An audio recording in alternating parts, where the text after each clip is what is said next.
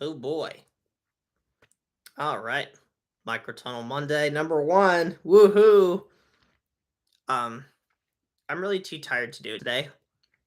So, I'm not going to be social media blasting it. We might get done a little early. I was thinking we could fire up the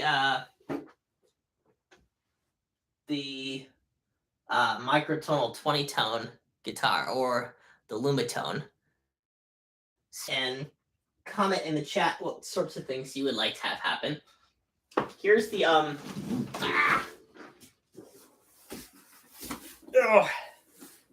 there's the box the lumitone came in. Check it out, isn't that crazy?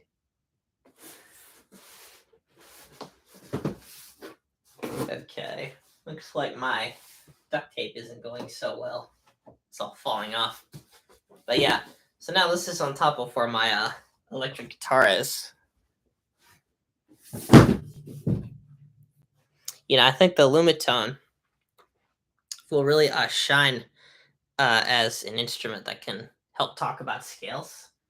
So it would be cool to do like just a video every once in a while talking about a particular scale. All right. Great. Here we go. So now I'm going to plug this in, fire this up. I'll let people get here. Oh, yeah, I need a strap, don't I? Or maybe I can just sit. Let's try it out like this. I'll put this keyboard over here. Take this out. Okay. Here's the instrument cable. And then a plug. Okay, sweet. So, there's 2 songs I want to play on 10EDO guitar right now.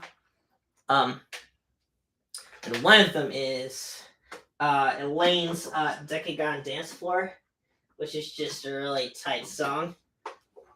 And another similarly tight song is called Zona de Ruido by Jama? I don't know how you say their name, but they're stoked that I'm going to play this song. So both of them sound really straightforward, and they're also really tight. So, good stuff to figure out, I think, is like that. So, here we go. I'm going to plug this baby in. And hopefully this amp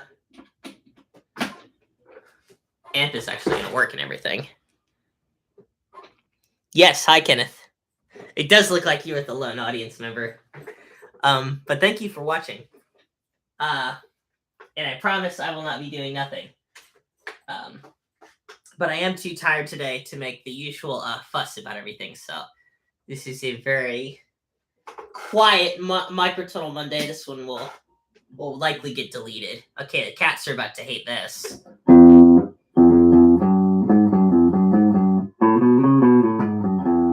Okay, sweet. Ooh, okay. How could we tune this sucker? So I had to make sure that this is tuned up in Blackwood fourths because the equal temperament I have here is 20 tone equal temperament. And this is a very historically significant guitar. I'm not sure if the entire history, but I think Dan Stearns had this guitar. So if you listen to some of Dan Stearns' music on Bandcamp, it's experimental but really powerful. I definitely would recommend listening to it. He's got some significant music in 20 tone equal temperament using this guitar. And then somehow he must have given it to Chris Vaisville, and then Chris Vaisville gave it to me, I think, a few years ago. So I haven't used this in a while, so I'm eager to use it some more in a bit. Okay, so now I'm gonna tune this up, and this sounds like F-like, so I'm gonna go up a fourth here. Hey, Aeromax, what's up? By the way, everyone, Aeromax made this really, really awesome fan art of my face I forget if I posted it on my YouTube channel, but it's my Facebook profile picture now. And I don't plan on changing it for a very long time because it's a very good picture. So thank you for making that, Airmax. I just love it. Okay, sweet. So now we're gonna do this in fourths. Oh god. Oh, the dot is in the wrong place, isn't it? Yeah, because see, here's this thing I don't like with the 2010. Is that the dot? You can see there's the dot here, but then the next dot is actually 2 frets up instead of giving you a dot here for like the 4th up. At least I think that's how it is. Let me try this. No, actually, that does sound like a 4th. Oh, maybe it's confusing because the first dot is actually not on fret 4, so it's not like, yeah. So this is like 0 cents, 240 cents, 480 cents. Oh yes, you had a lot of fun drawing it. That's awesome. I'm so glad you did. Yeah. Okay, so this is totally a fragment of 5-tone equal temperament, but I'm used to the first dot dividing the 4th evenly, but it's just 1 over. But that's okay. So this is how I tune my microtonal guitars.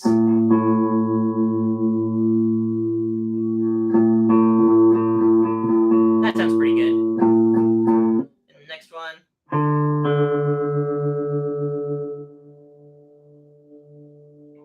Oh man. I was hoping to luck out with that one like I did with the first one. Sounds pretty good. Oh, it didn't like that.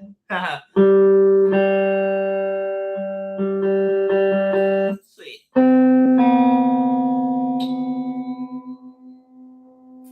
Yeah, it wants to go back to its normal string gauges.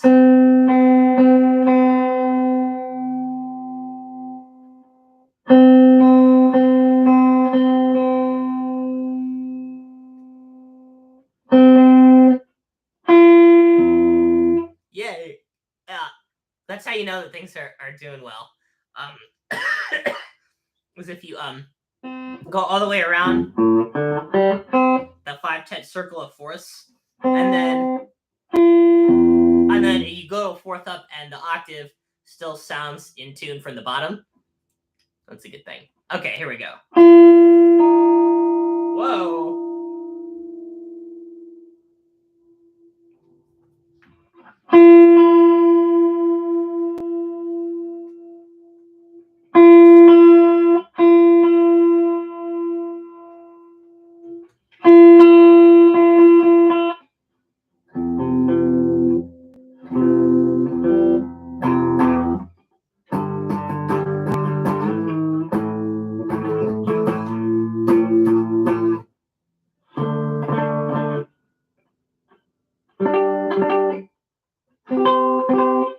Yeah, I think the power chords in the lower register tend to sound better with this kind of clean sound. Okay, we're gonna try figuring out some music. Okay, I think next Microtonal Monday is gonna be like the bigger deal, like because I'll be way less tired, and I won't have to go to work like 2 hours after. So it'll be more gaudy than today's. But yeah, no. Okay, plugging this thing in. So now what I'm gonna do is we're gonna play some music from the speaker. Okay. And this will be, ooh, that's not good. Can't turn that up anymore. I wonder if I just don't have any capability to be loud. Okay, here we go. So, Zona de Ruido.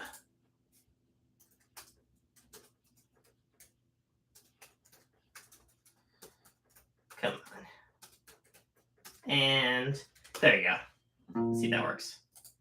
Okay, let's see if this is loud enough.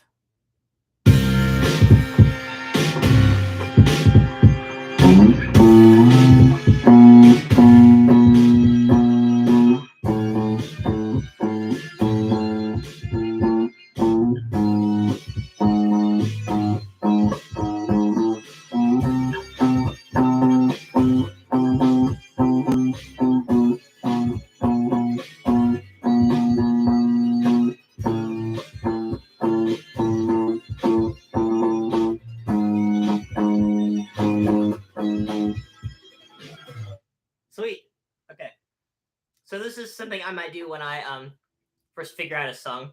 Is if I've listened to it a few times, I'll give it an initial guess as to what the chord progression might be, like a hypothesis. So the hypothesis with this song is called Zona del Ruido. It's by Jama, Jama. And my hypothesis is that there are quartal stacks as chords, just descending by step in 10-tone equal temperament. So as you can see, since this is a 20-tone guitar, I am very often using it for a 10-tone or 10-tone equal temperament based mentality. Because 10 seems to be really popular, so it's nice that the 20-tone equal tempered guitar can get it. So that's why I was making the bass line just go down by 2 frets. So I just found the notes there, right? It's kind of like, in notation, it would be C, B down, B flat, A down. So, yeah. Okay. So now what I'm going to do is, yeah, I think it's this note. The other thing is that the melody has some interesting dips and curves and stuff. It's more interesting than the bass line. So I think what I'm going to do is I'm going to try confirming that the quartal notes, like a stack of fourths in 10-EDO, I'm going to confirm that those give me the sound I want in each chords in the chord, each of the chords in the chord progression, and then I'll try and figure out the melody. And then I think with this song, that's basically all I need to imply the structure of it. So, some songs require just a lot more material than other songs because the rhythm is more specific, or the chord progression is more complicated, or it has more of a narrative. But this is your standard 4-chord kind of thing. So let's see if we can, if the quartal stacks will work out for us. Okay, there's that.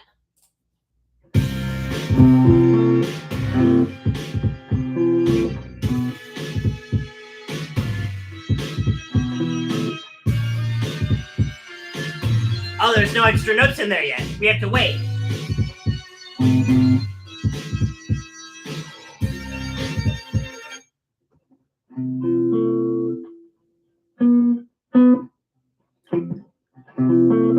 I think that's what that fast arpeggio is.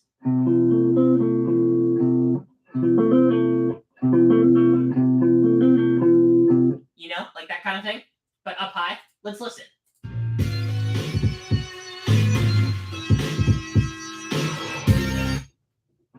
Oh man, the arpeggios are really fast. So now I'm going to cheat. I'm going to slow it down a little bit. Here we go.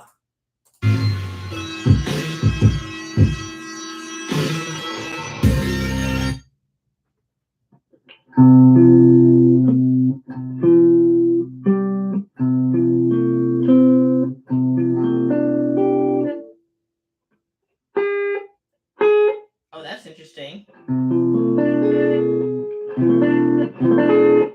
I don't like that top note. I don't know if that top note leaps out of 10-EDO or not. Let's see.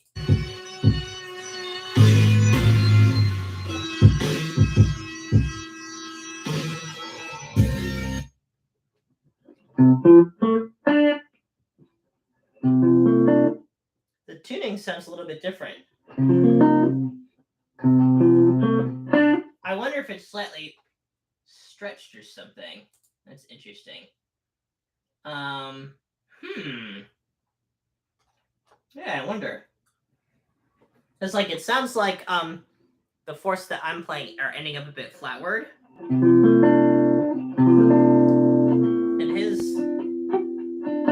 you can kind of hear his top note is a little bit higher. It could be because my lower note is not as in tune.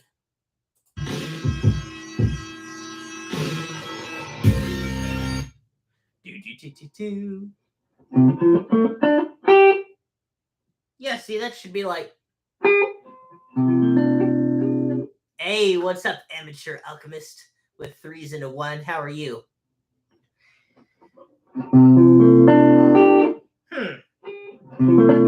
Well, definitely, like, It definitely doesn't like break that pattern, right?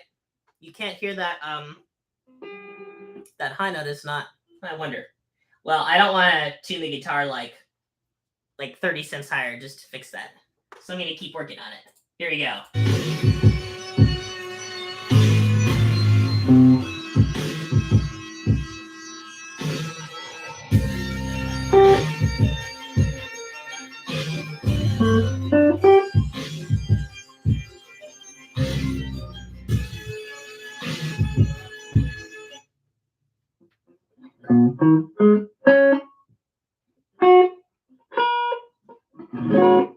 Yep, I think it's just a fourth stack. Oh, I'm glad to hear that you're doing good. Okay, so there's a fourth stack there.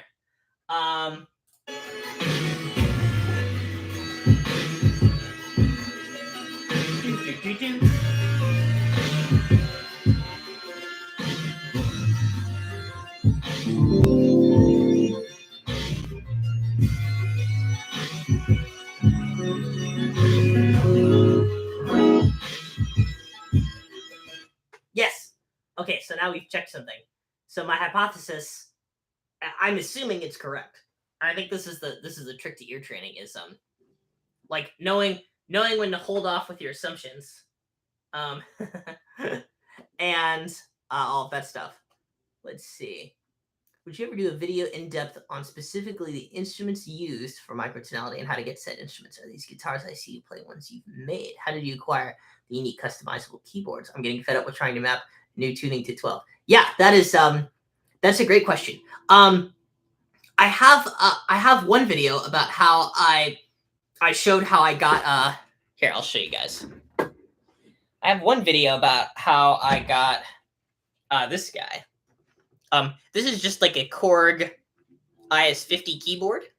And the reason I knew I wanted to get a Korg is because I had extra keys from another keyboard that had been thrown away at Ball State because it wasn't working. So they just let me have the extra keys. So that was really, really helpful. So I got free keys.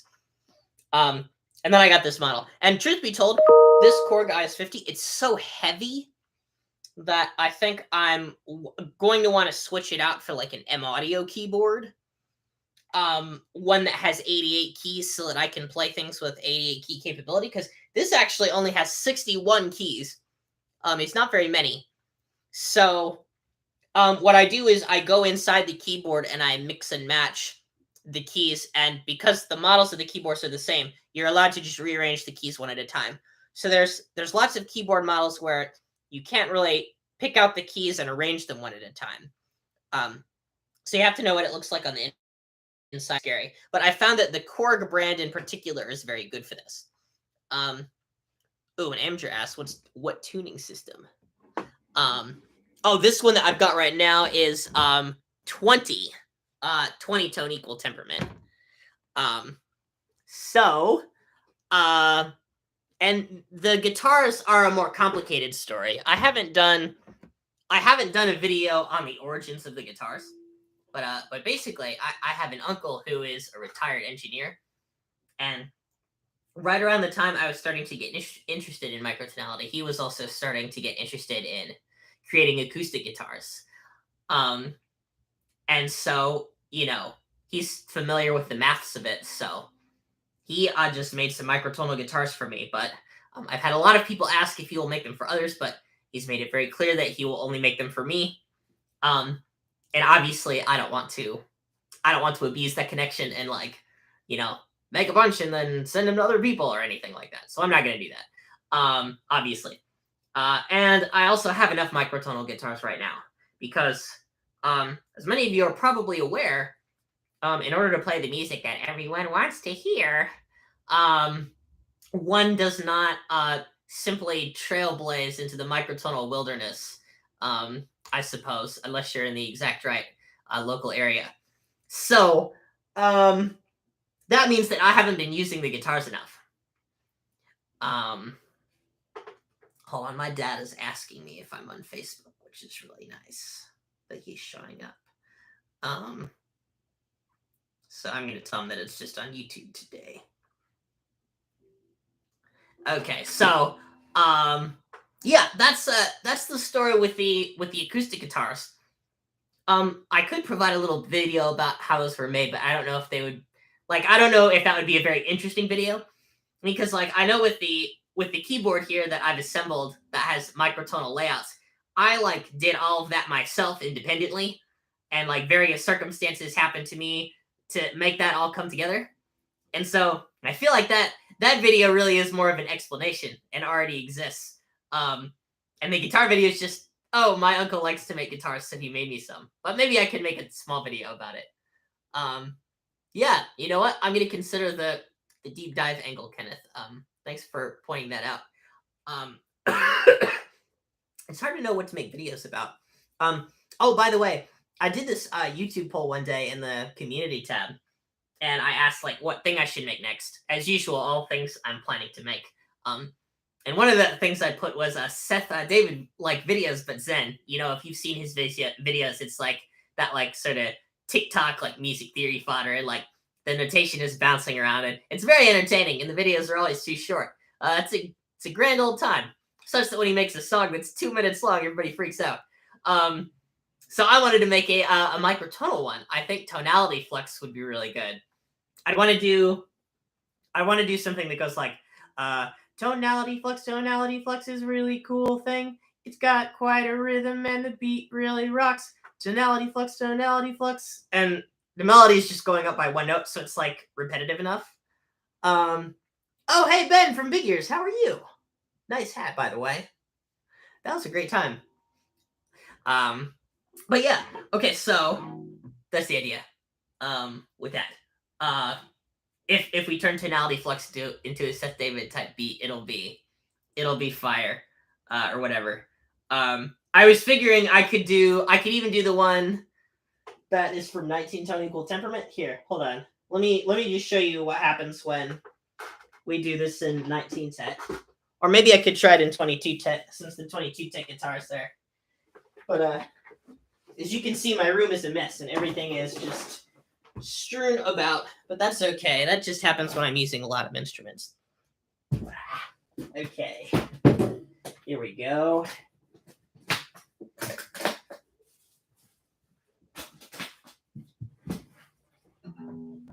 Okay, so,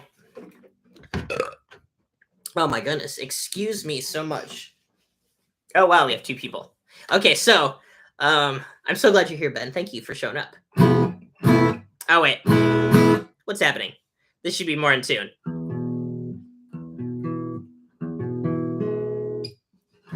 Oh, I forgot the E is like this. That's a nice E chord. So, in 1910, I guess I was thinking if I had a G chord, it could be something like tonality flux is a very cool thing. And, it's really vague and using really common words. And so the chords would be G and then C flat minor, or maybe just C flat. Let's see. I'm trying to think of what would make a really good change there. Yeah, you could do C flat minor. Here, actually, you know what? I'm going to play this down here.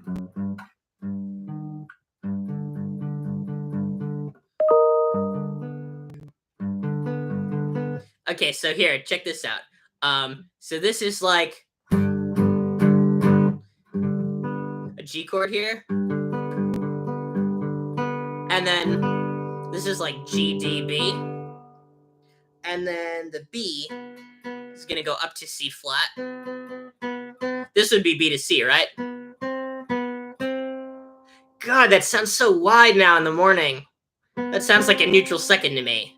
But that's just a big minor second. That's what's happening here.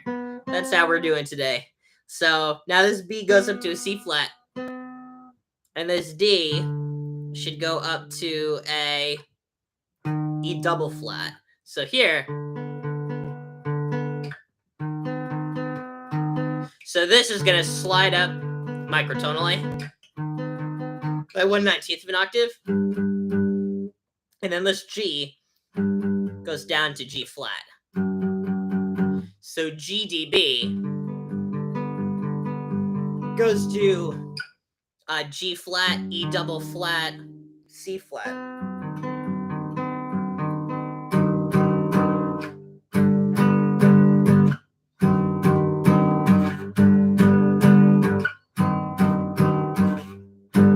Okay, so that would be like the tonality flux change, right? Is this chord just scoots a little bit, and each chord scoots by a microtonal amount, and then you get the next chord, and both of them are triads. So in a Seth David video, you just need all the notes to be triads, pretty much, or not all the notes, but the chords could be triadic, and that would be okay. So I think something like that would be really fun, like tonality flux is a very important thing. It's quite a cool rhythm, even though it's hard to sing. Tonality flux is... Oh, wait. What was I going to say? I was going to, like, create a funny subversion where, like, I said, tonality flux, it's got to beat that, really? And then it's implied that it rhymes with, like, sucks, or a certain other bad word. But then I'd just like change it to slaps, so it's like a subverted rhyme. But somebody else, like I told that to two different people, and they like filled in the blank differently. But sucks and neither of those words were what the people thought it would be, which is very interesting. So yeah, okay. Anyway, so that's where that stands. It's just going back and forth between two chords that are a little bit apart, that are easy to notate. So I figure if I do that in 19-tet, I mean, it's pretty easy to write down, and the concept is pretty easy to understand. People will be like, why is E double flat in it? And then they'll do their own digging and all that stuff. So yeah, yes, I think it sounds ominous too. Okay, great. So we did some 19-tet stuff, and we talked about the Seth David like rhythm. And so now we're gonna get back to our melody. Okay. Great. It's so awesome that people actually showed up to the stream. I don't think I've ever had 10 people, more than 10 people show up to a spontaneous stream. So there needs to be like something crazy I can promise if I get more than 10 people. Okay, great. So, okay, do this again. Okay.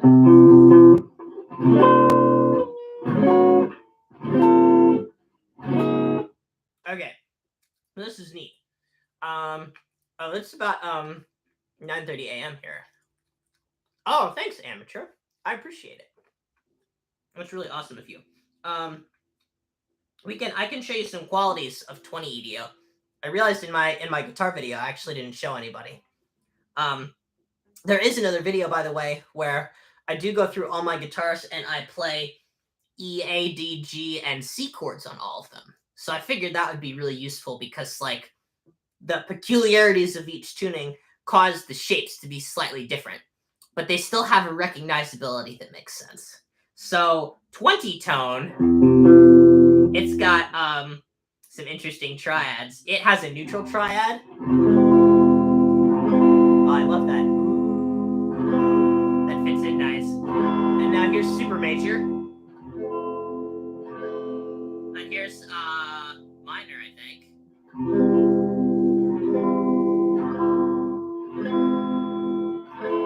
So I'm just moving this finger because it's like an E chord. And here.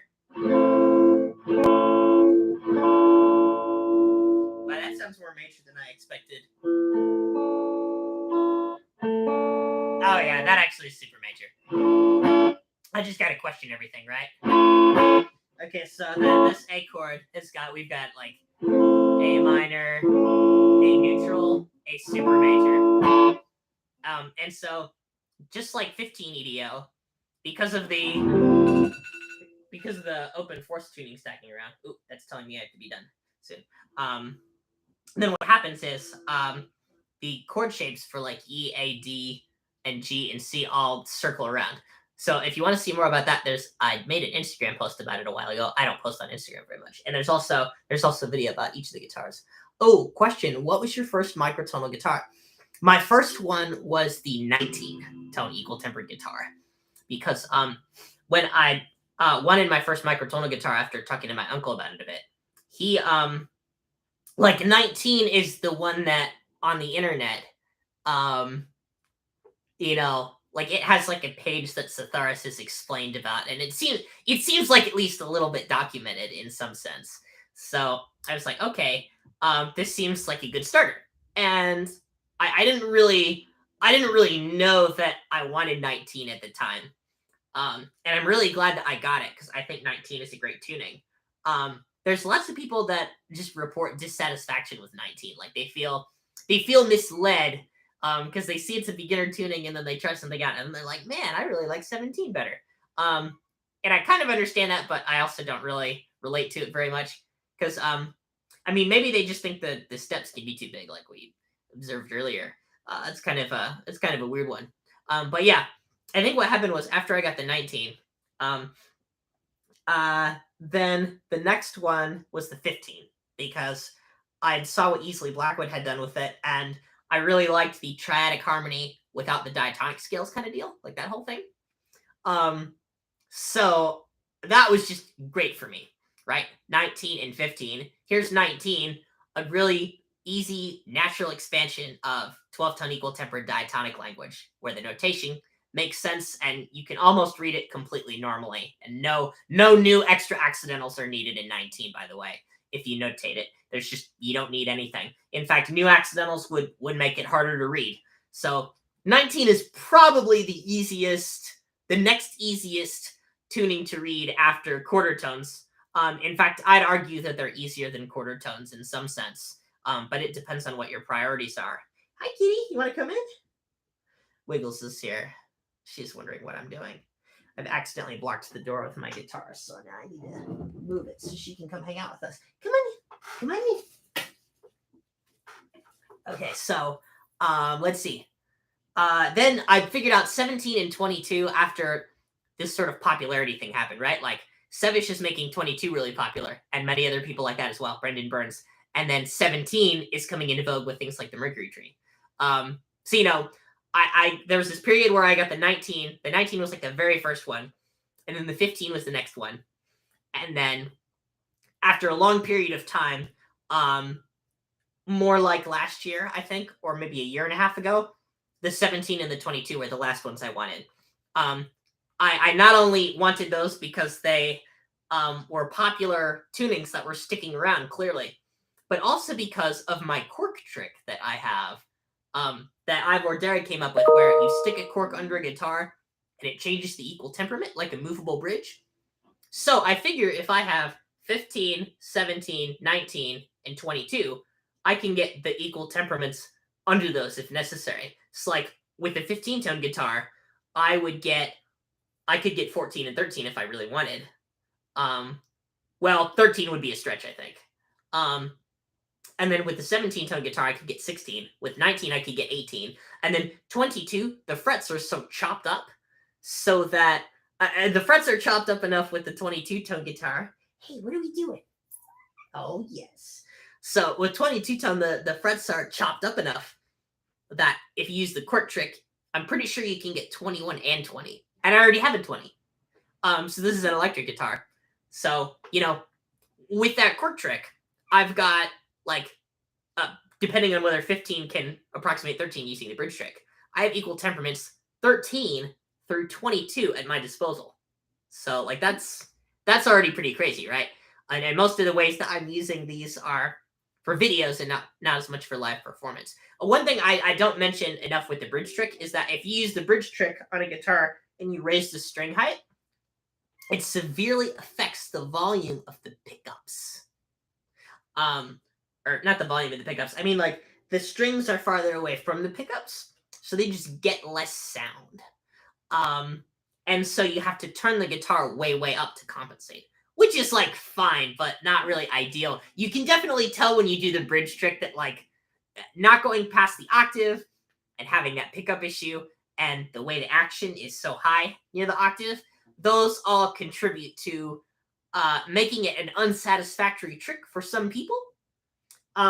So I'd say in some situations it can work, and in some situations it can't. Ooh, we've got more questions. I like this just being question time. Can we do that? Today's just a question day. I think that's cool.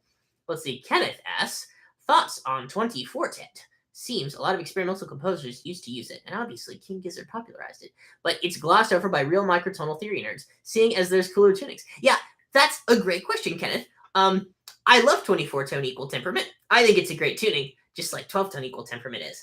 And due to just what happens in the world and how people use tunings in their music, I trust people to explore 24-tone equal temperament. Although maybe I don't trust them as much as I could. I don't know. It's funny because James Mulville just like erupted onto the scene a few years ago, and then he like made some of the most awesome 24-tone pop music that a lot of people have heard in a long time, and it like got Elaine to like comment and stuff like that. So it was pretty crazy. Sunshine and things like that. So I mean, obviously there's good music to be made in 24-tone equal temperament. So the reason I haven't used it is not because I have any animosity towards the tuning or towards anyone that uses it whatsoever. Just because I know that, like, if people are like, hey, 12's not all there is, what's next? I know, let's multiply by 2. I just, like, know that that's the first thing they'll do. So I'm just, like, skipping ahead, basically, because I already understand quarter tones pretty well. But, there's a lot of cool things I want to do with quarter tones, and I think that the practicality of being able to just say 12-tone equal temperament times 2, bam, and then like you've got quarter tones, like that practicality is something that really should not be overlooked in a practical instrumental situation.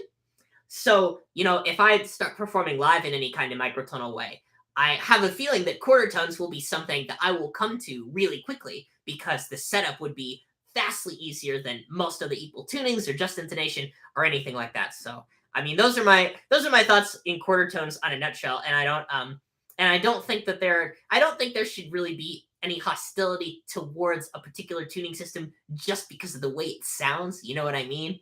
Like, these tuning systems are for anyone to use. It's just that 12-tone equal temperament has had such a chokehold on everything for so long and all that kind of stuff. Let's see. More questions.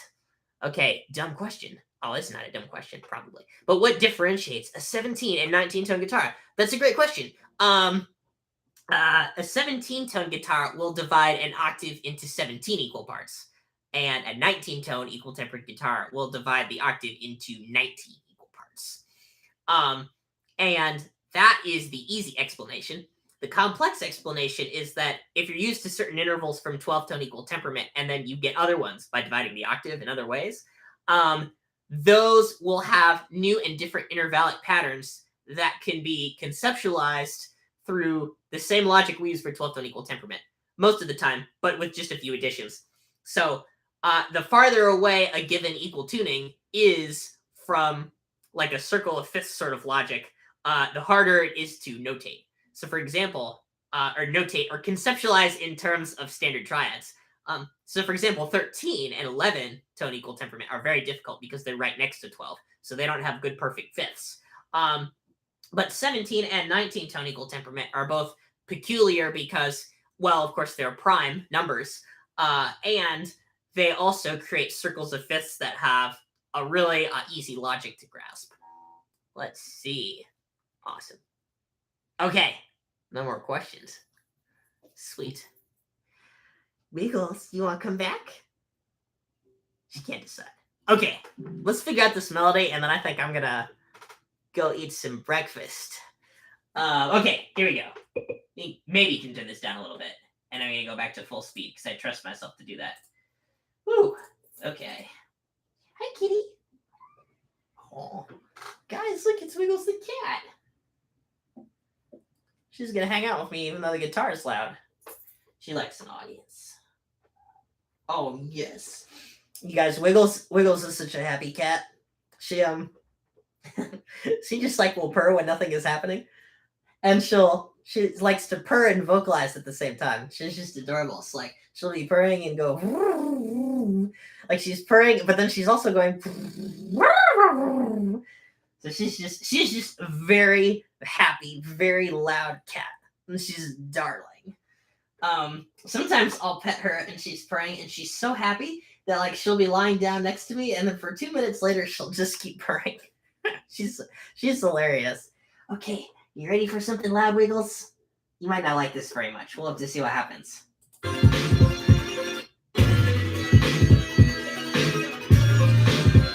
Okay, waiting for it to come around. Let's try doing a bar at a time.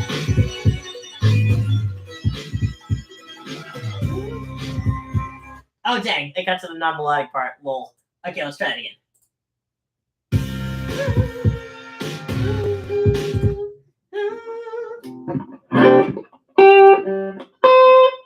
Oh man. Dang. What is up with the intonation? Like it's I don't know what's going on. There's few see this note sounded sharp, right? But it's clearly the right pitch class. So these kinds of issues happen a lot. It's really cool. Let's see. But yeah, okay. Let's try this again.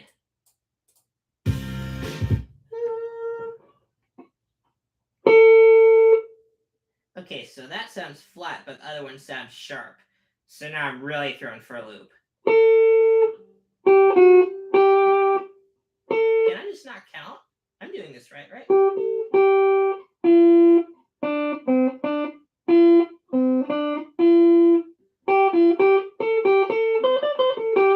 So this is all 5-tone equal temperament.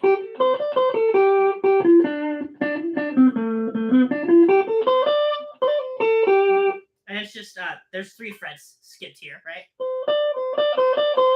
So this...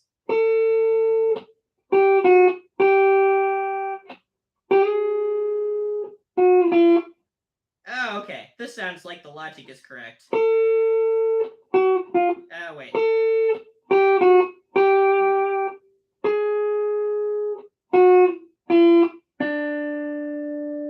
Okay. That sounds right. Man, is this really in 1080? I wonder. That's interesting. Okay. Sweet. Let me try this again.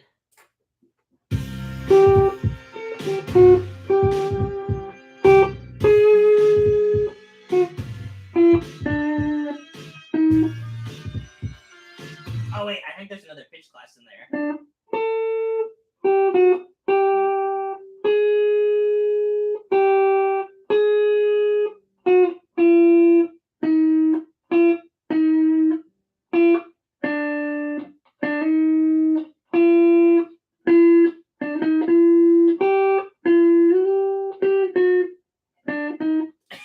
So this is annoying to have these notes here.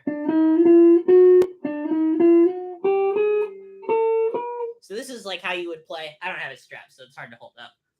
But this is how you would play a 1080 scale here. So like you'd just be going every 2 frets.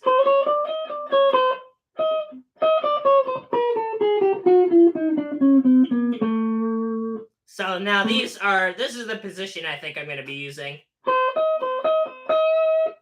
Oh my.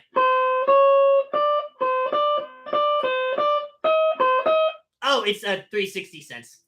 I was thinking it was a 4th because I had my like 15 EDO brain on. But no, we're totally fine. That's 360. Okay, great. So let's do this again. So my tentative guess at the melody is something like this, right? Like, ah-ha.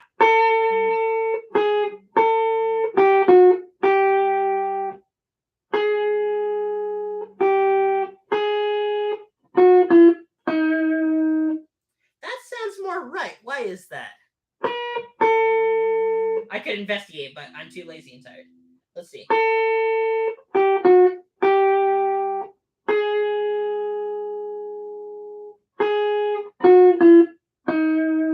So there's a skip there, and now it's like I'm gonna guess without listening. So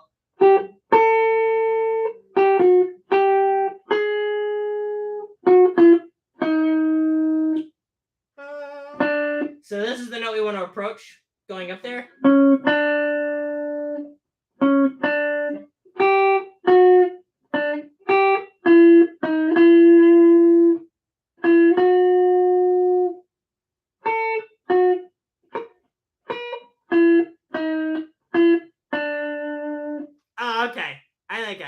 this.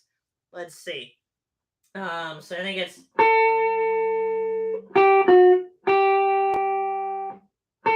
Ah.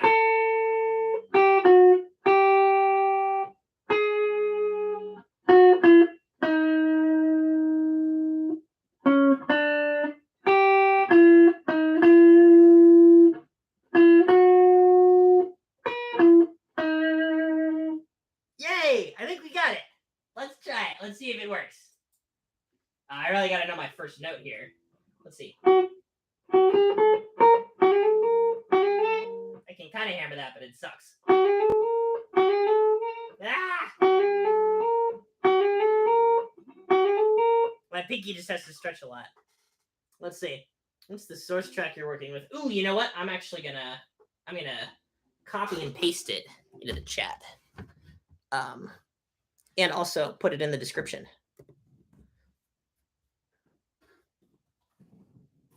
Okay, Jama, Zona del Ruido. Okay. Here we go. Right in here. There we go. And now you can play along at home. Okay, sweet. Here we go.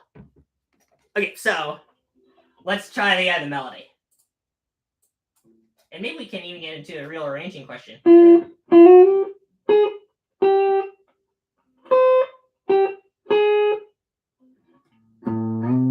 there it is. Oh, come on! I'm trying to play the song, but it's giving me the wheel.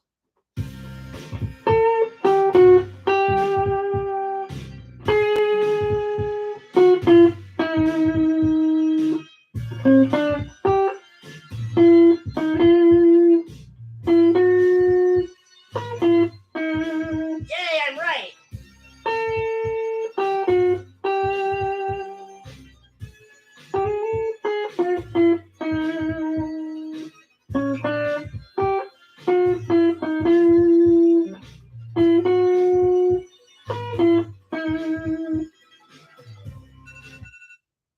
Great!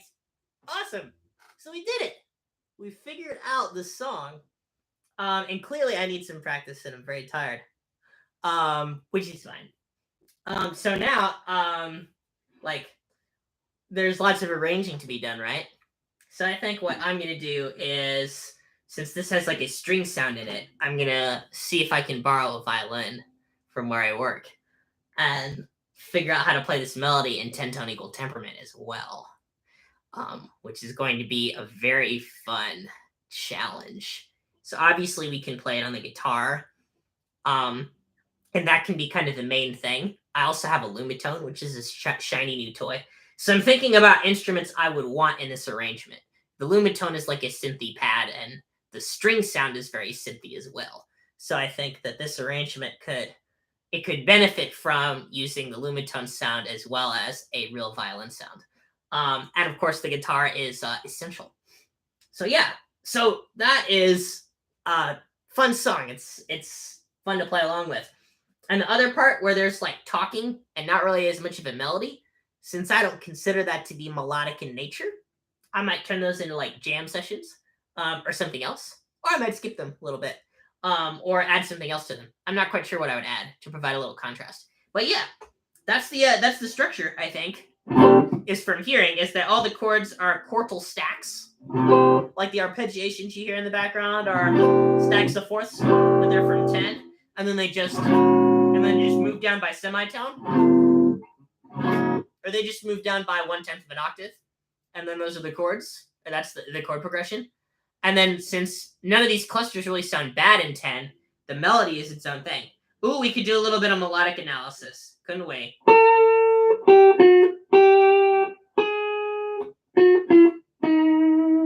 Okay, so far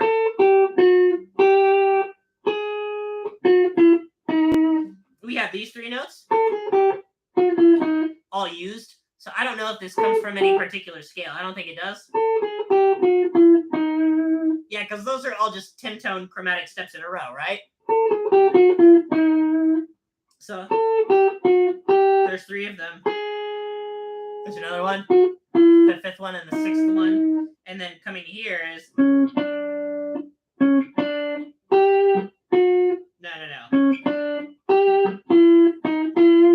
Two new notes here.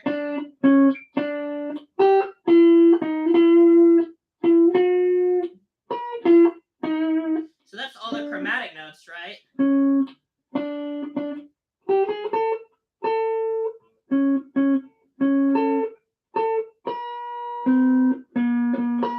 Okay, so this this melody uses chromatic notes almost entirely. So it doesn't really use a particular scale. You might notice that Elaine Walker in her 10-tone songs likes to use the Dicot 7 scale or Mosh 7 scale. It doesn't have a great temperament name since 10-ADO is so small. But it's this scale that has 3 large steps and 4 small steps. It's a really cool scale. It kind of has that Middle Eastern flavor, where it seems to jump by augmented seconds, but the augmented seconds in the scale are really more like five tone equal temperament tones. So yeah, it's really interesting stuff. Okay, great. Well, I think I am done for today then. We were just figuring out a little Zona del Ruido. I don't know if I should keep this one or not, because I feel like this was a good one, but for not for the reasons that I thought it would be. But I like that. It's kind of unexpected. So yeah, I am gonna be taking off then. Yeah, I think I'll keep this one. This one will be fun. And I'll see you guys next time, and I'll try and post about it better when I'm not ridiculously tired. So yeah, I'll see you guys later. Have a good one.